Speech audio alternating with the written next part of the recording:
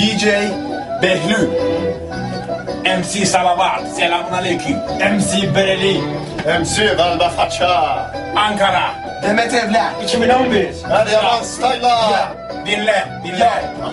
Ya sevdik mi severiz tam bir yerden. Sana vuruldum yanından geçerken. Bana bakmadın bile tanışmak isterken. Ben Ankara'dan Bereli, selam sen nereden? Parti olsun hadi mekana dalalım. Seninle birlikte sevgili olalım. Beni tanımıyorsan Bereli benim adım. Yamuk yapan olursa çok pis dalarım. Lisenin güzeli, ömrümün bedeli. Terk ettin beni, oldum deli. Gece takip ettin geleni geçeni. Faça vurdum, kollarıma andım seni. Benim kalbe faça, vurdum kafayı taşa. Güzeliriz yavrum, yeter ki yaşa. Böyle kahpelik gelmedi başa. Tekrarlıyorum ben kalbe faça.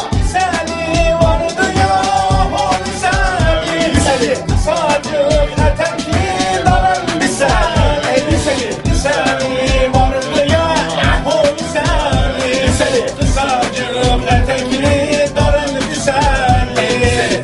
Yok, Yok güzeli yok. MC Salavat. Bu güzel yüzünü gördüğüm anda kravatı çözdüm, geldim yanına. Adım Salavat dedim, çektin gittin. Meğersem adın kahpen güzeli. Kısacık etekli hain liseli. Neden gittin terk ettin beni? Kollarıma hep kalem salladım, adını yazdım hançer gibi.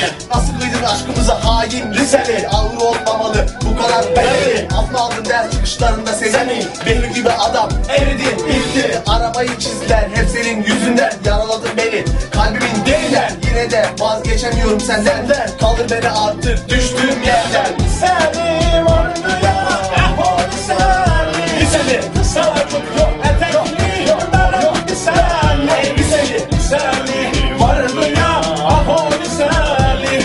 Lisenin en şirin, herkes sussun, bu hamama koysun. Liseli vardı ya, o liseli.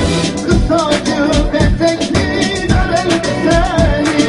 Liseli vardı ya, o liseli. Lisenin en şirin o en 2011 Demet Evler Kaya.